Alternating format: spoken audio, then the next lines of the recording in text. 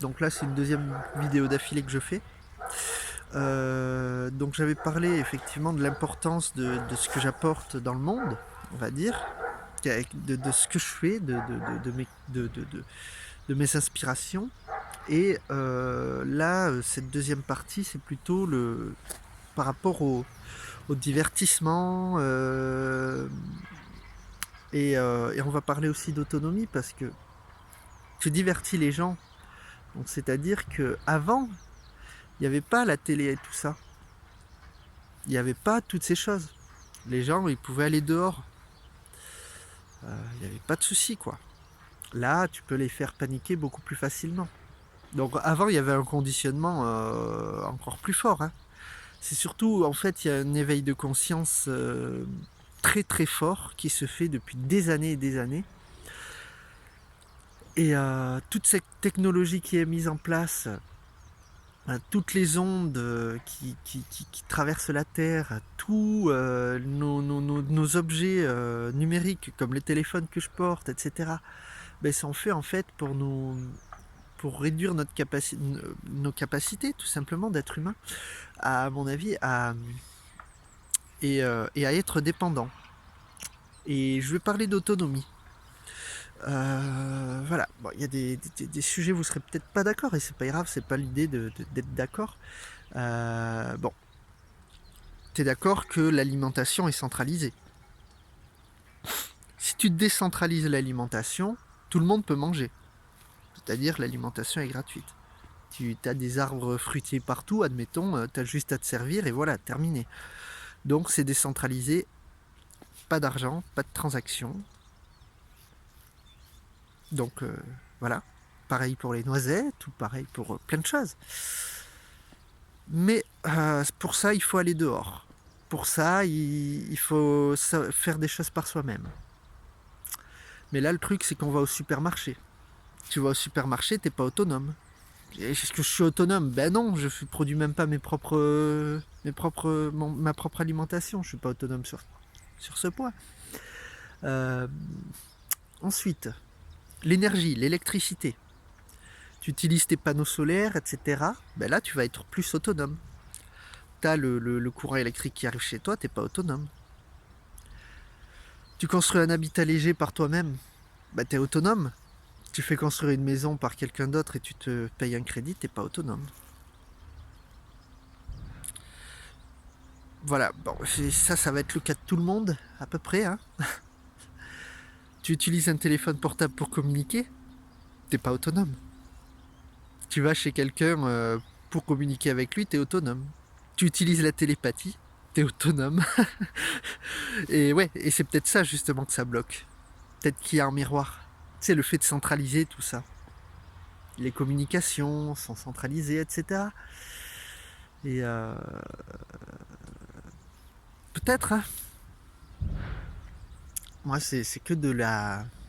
On ne peut que être dans de la théorie. Mais c'est quelque chose qui résonne en moi, en tout cas, le fait de se dire que ouais, potentiellement, on serait capable de communiquer les uns avec les autres à distance sans toute cette technologie. Juste qu'elle est là et qu'elle nous permet de le faire, mais avec le contrôle par-dessus. Et ouais, en termes d'autonomie, c'est pas si simple. Hein, parce que quand t'as la télé... je veux dire, est-ce que t'es autonome? Si on est salarié, c'est-à-dire j'ai été salarié, hein, je critique pas ni rien. C'est pas de l'autonomie, hein. C'est ton patron qui te paye. C'est lui qui te paye le loyer, c'est lui qui te paye tout. Hein. Mais s'il te vire du jour au lendemain, voilà.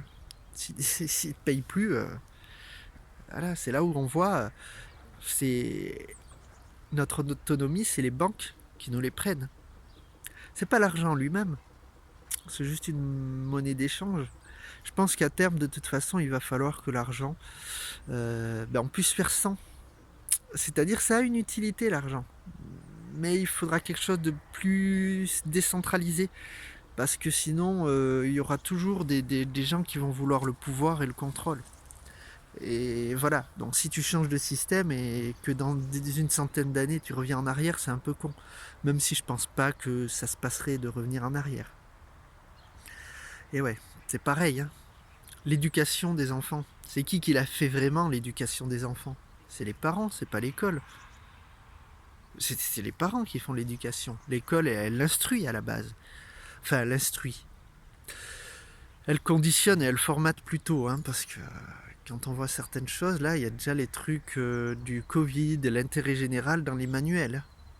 À savoir que l'intérêt général, c'est évidemment le fondement et le principe de toute dictature. Dans toute dictature, on va te dire, c'est pour l'intérêt général. Toujours, toujours, toujours. Et l'intérêt général, c'est tu dois obéir, tu dois faire ci, tu dois faire ça. L'intérêt général, ce n'est pas chacun doit poser ses choix, non. Dans une dictature. Donc voilà, c'est clair et net. C'est clair et net. Et donc voilà, donc est-ce qu'on est vraiment autonome? Moi je pense qu'on n'est pas autonome du tout pour la grande majorité écrasante d'entre nous. Et il y en a certains qui sont autonomes, à peu près.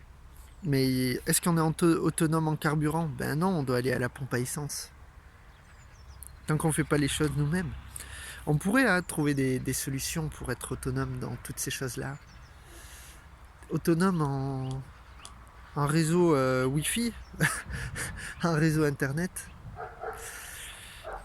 Non, non plus. Ça c'est pareil. Hein. Tout ce qui est réseau, on sera jamais.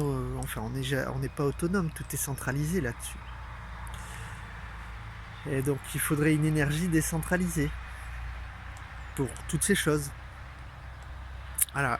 Donc, où on pose notre autonomie, c'est un sujet assez complexe, hein, parce que finalement, tout est fait pour qu'on ne le soit pas. Et au fil du temps, au fil de l'histoire, ça a été fait petit à petit pour qu'on soit de moins en moins autonome. Et même jusqu'à notre façon de penser. Si tu regardes la télé et que tu crois tout ce que dit la télé, ce qui est ton droit, ce qui est un droit, hein, t'as le droit, ben t'es pas autonome dans ta façon de penser. T'es pas autonome parce que tu vas être conditionné par quelque chose d'extérieur. Donc la télé qui est dans le salon. Et ouais, donc voilà. On est plein de conditionnements. Il y a plein de choses à aller voir là-dessus. Donc voilà. Et quand je parle de conditionnement, le truc c'est que autonome, est-ce qu'on peut l'être vraiment par rapport à la nature? Non. La nature nous fournit de quoi manger, elle nous fournit de quoi nous abriter, elle nous fournit le sol dans lequel j'ai marché pour venir jusqu'à cet arbre. Donc on n'est pas autonome de la nature. Et vous savez pourquoi? Parce qu'on dit souvent l'humain et la nature, comme si elle était quelque chose d'extérieur à nous. Que nous, on était quelque chose d'extérieur à la nature, donc aux arbres, aux vivants, aux animaux, aux pierres, etc., à tout ce qui existe de nature. Ben non, nous les humains, c'est pas à cause qu'on a créé des villes bourrées de béton, bourrées d'artificiel, d'électronique, que nous, l'humain en nous-mêmes, ben on fait pas partie de cette nature. Parce qu'on fait partie de cette nature. On est cette nature. Donc du coup, on n'est pas autonome de cette nature. On fait partie d'elle. Un arbre, est-ce qu'il est autonome? Il est autonome du moment que tu le mets dans la terre. Tu sais, si tu mets l'arbre dans les airs, il va pas pouvoir pousser. Tu vois, c'est de l'interdépendance, on appelle ça. Et oui. Donc, c'est aussi ça. Donc, est-ce qu'on est autonome? Est-ce qu'on peut être vraiment autonome? Non. Parce que même quand tu as ton jardin de fruits et légumes, tu es dépendant du climat, de la saison, de la terre et de ce que vont produire tes fruits. Mais le problème, c'est pas l'autonomie en elle-même. C'est qu'elle est reprise plutôt que ce soit la nature qui s'en occupe, ben, c'est des humains qui se l'accaparent, tu vois, qui te prennent l'autonomie.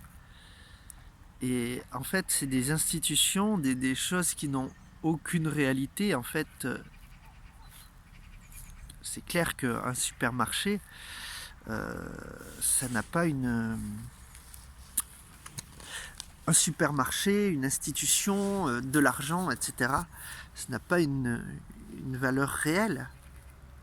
Parce que si le supermarché, tu fais pas rentrer des fruits, des légumes, des trucs, des aliments dedans, eh bien, il n'est pas vivant, quoi.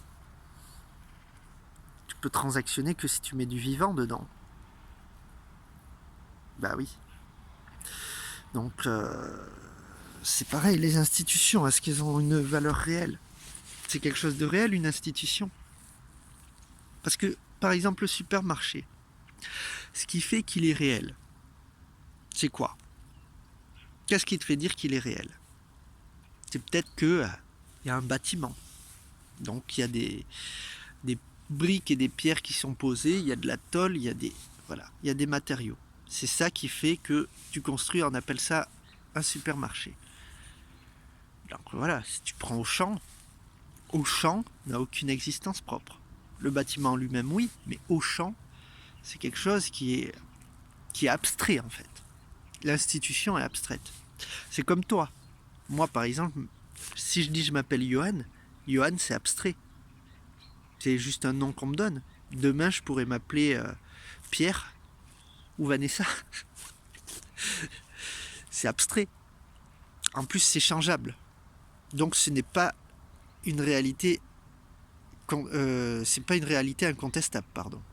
Par contre, je suis de chair et de sang. Je suis de chair, d'os et de sang. Et d'eau. Ça, c'est quelque chose de concret. Ça, c'est la réalité à propos de moi. Donc, il y a ce qui est de la réalité et ce qui est en fait de l'ordre de la pensée, en fait, conditionnée. Voilà. Donc, c'est à nous de décider après. Qu'est-ce qu'on fait de tout ça?